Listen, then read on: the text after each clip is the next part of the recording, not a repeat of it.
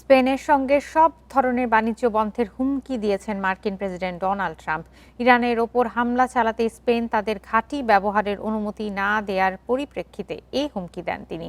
মঙ্গলবার হোয়াইট হাউসে জার্মান চ্যান্সেলরের সঙ্গে বৈঠকের পর আয়োজিত সংবাদ সম্মেলনে এই হুমকি দেন মার্কিন প্রেসিডেন্ট। বলেন, স্পেনের সঙ্গে বাণিজ্য বন্ধ করতে তার প্রশাসনের ট্রেজারি সেক্রেটারি স্কট বেসেন্টকে নির্দেশ দিয়েছেন তিনি।